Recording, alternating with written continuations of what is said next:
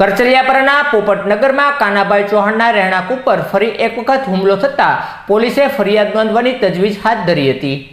કરચલિયાપરાના પોપટનગરમાં 2 દિવસ પહેલા તોડફોડ અને મારામારીના બંને પક્ષની પોલીસ ફરિયાદ નોંધાઈ હતી, જેમાં શંકરભાઈ ઉર્ફે ભૂથાભાઈ ધીરુભાઈ વાઘેલાએ કરેલી ફરિયાદના આધારે પોલીસે આરોપી બિપિનભાઈ કાનાભાઈ ચૌહાણ, અશોકભાઈ ભોપાભાઈ ચૌહાણ, સુનિલભાઈ ભરતભાઈ ચૌહાણ, વિશાલભાઈ ચૌહાણ, મનોજભાઈ નન્નાભાઈ ચૌહાણને ઝડપી લીધા હતા। જ્યારે આ આરોપીઓને ત્યાં રાત્રિના સમયે પિસ્તોલની અણીએ શંકરભાઈ ઉર્ફે ભોતાભાઈ ધીરુભાઈ વાઘેલા, લાલાભાઈ ધીરુભાઈ વાઘેલા, કાળાભાઈ, જીવાભાઈ, રવિભાઈ, સાગરભાઈ સહિતનાઓએ બિપિનભાઈ કાનાભાઈ ચૌહાણના રહેણાંક અને તેની દુકાન ઉપર ધોકા પાઇપ વડે તોડફોડ કરી હોવાની જાણ પોલીસને કરવામાં આવતા પોલીસે દોડી આવી સીસીટીવી ફૂટેજ મેળવી આરોપી શંકરભાઈ ઉર્ફે ભોતાભાઈ વાઘેલા સહિતના 3 વ્યક્તિઓને ઝડપી લઈ ધોરણસરની કાર્યવાહી હાથ ધરી હતી।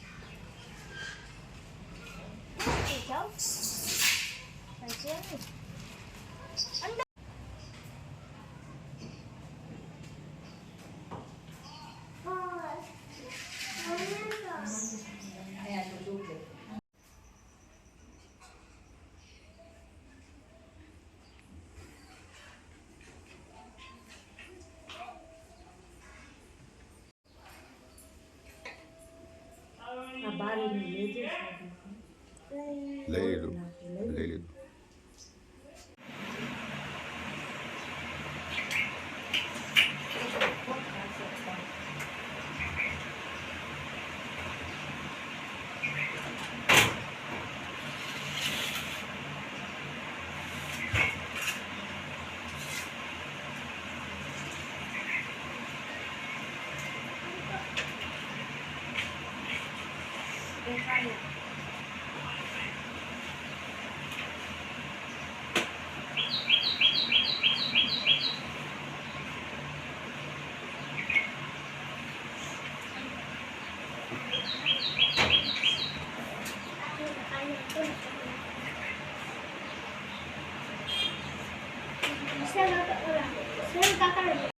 તમારું નામ બેન?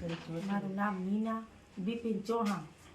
બેન, તમે કઈ જગ્યાએ રહ્યો છો અને શું થયું છે? પોપટનગરમાં। હા, શું થયું છે તમારા ઘરે? અમારા ઘરે તોડફોડ કરી ગયા ને રૂતા હતા। અમારા જણીની તો પોલીસ સ્ટેશનમાં હતા ને એના છોકરા આવી બંદૂક ને ધારિયા તલવાર ને ભોતિયો, લાલો એના 2 છોકરા, રામ, પછી ભૂંદર, સાગર, રવિ, વિષ્ણુ એ બધા આવીને તોડફોડ કરવા માંડ્યા। મારી આમ મને બંદૂક લઈને ભોતિયાએ તો ભગાડી, મારું બધું ઘરમાં નુકસાન કરી કાઢ્યું। મારા છોકરાને એને તો બારણાથી વટાણા આમથી। કેટલા જણા હતા એ લોકો? 10 જણા ઉપર હતા।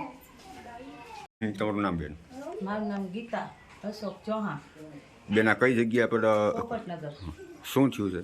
રાતે અમે એકલા ઘરે તમારા લોકઅપમાં છે ને એ લોકો બંદૂક તલવાર ધોકા લઈને તોડફોડ કરવા માંડ્યા છે। અમારી વાહે ધોયડા હતા એના છોકરો। કોણ કોણ હતું?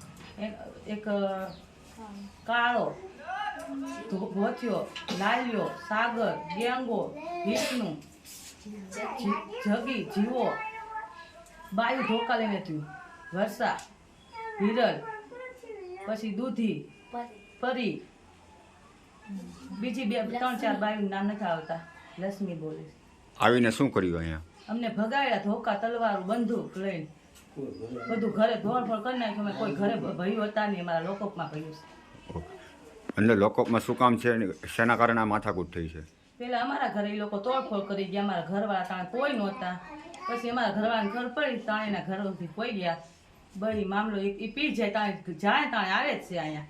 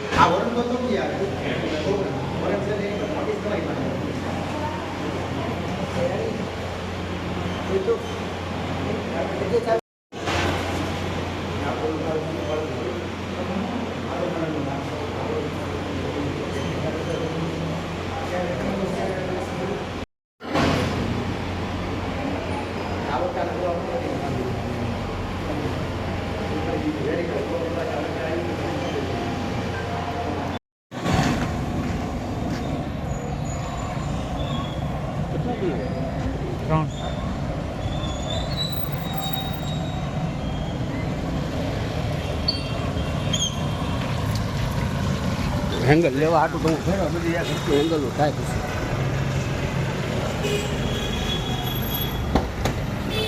આટલું જતું